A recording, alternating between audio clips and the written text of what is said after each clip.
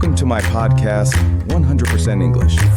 In this podcast, we are talking about life. My name is Leo, as you know, and today I have a special guest. Hello, my friends. Welcome to 100% English Podcast. My name is Leo, as you know, and today, we have a very interesting topic. You know, I love coffee. You love coffee. But what does coffee do to our brain? So today, we have someone amazing with us, a real expert. He's a neurosurgeon, a brain specialist, and a super cool guy. Please welcome Dr. Marcus Hale. Thank you, Leo. Happy to be here. And yes, coffee is a big topic. People drink it every day, sometimes without knowing what it really does inside the brain. Exactly. And that's why you're here, doctor. So, let's start simple. What happens in the brain when we drink caffeine? Okay, let's break it down in a clear and friendly way. When you drink coffee, caffeine goes into your blood. And then, very fast, it goes into your brain. There in the brain, caffeine blocks something called adenosine. Okay, adenosine. Adenosine. It's a natural chemical. It makes you feel tired. It tells your brain, hey, slow down. It's time to rest. But caffeine sits on the adenosine receptors and says, nope, no tiredness today.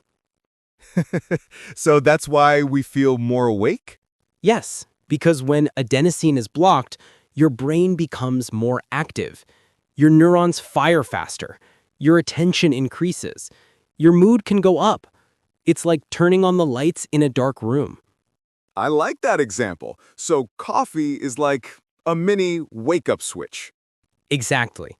But, and this is very important, it's not free magic. Your brain becomes more alert, but it also becomes more stressed. Caffeine increases adrenaline. Your heart beats a little faster. Your blood pressure goes up. Your brain works harder. Wow. So it helps, but we need to respect it.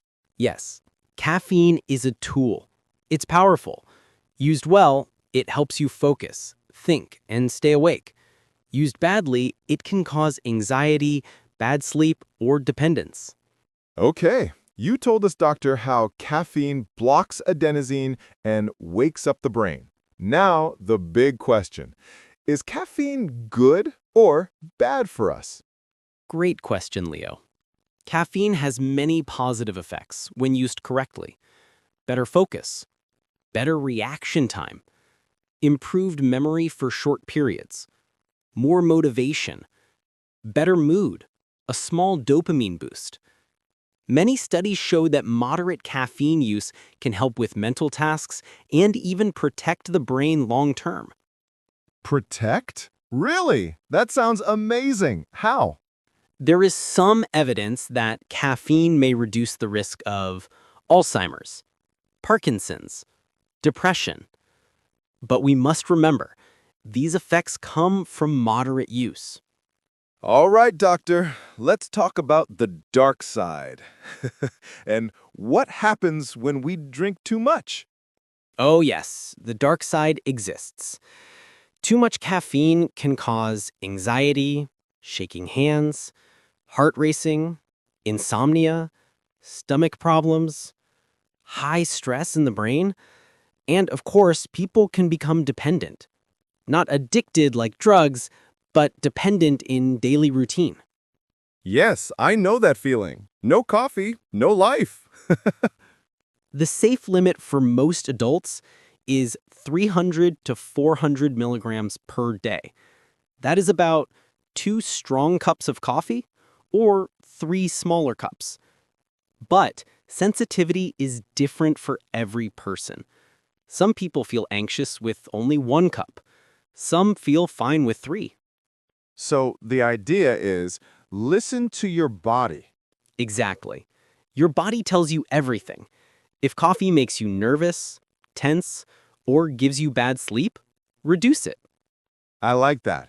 Coffee is a tool, not a need. Use it smart. Don't let it control you. And doctor, what happens when we stop drinking caffeine? Great question, Leo. Stopping caffeine can be uncomfortable because the brain is used to the boost. When someone stops suddenly, the brain releases all the adenosine it was blocking, and this creates withdrawal. And withdrawal means pain, right? Sometimes, yes. Common symptoms include headache, low energy, bad mood, sleepiness, difficulty focusing, muscle tension. These symptoms usually last 2 to 5 days, sometimes up to a week.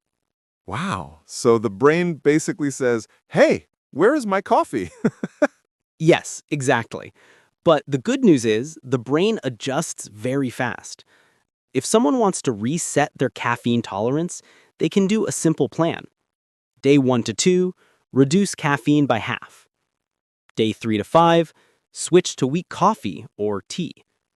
Day 6 to 7, no caffeine at all. Day 8 plus, reintroduce small amounts if desired. In 1 week, the brain becomes more sensitive again. This means you need less caffeine to feel more effect.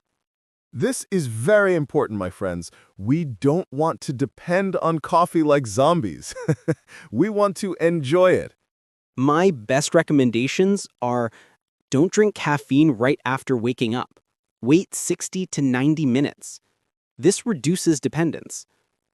Avoid caffeine after 3 p.m. It stays in the brain for hours. Use caffeine with purpose. Drink it for focus, not for survival. Drink water before your coffee. Hydration improves brain function. Have at least 1 to 2 caffeine-free days per week. Doctor, this is gold. I think many people listening right now are saying, okay, I need to change how I drink coffee. Caffeine is not good or bad by itself. It depends on how you use it. When you respect it, caffeine can help your brain work better, but it should never control your life. My friends, this was an incredible conversation. Dr. Marcus Hale, thank you very much for being here. Thank you, Leo. Always a pleasure. And to all of you listening, thank you for being part of 100% English Podcast. Today, we learned something powerful. Coffee is wonderful, but the brain is even more wonderful. Take care of your sleep, your energy, and your mind. And keep learning English with me. See you in the next episode. Goodbye, my friends. Practice your English. Take small steps. And remember, you can do it.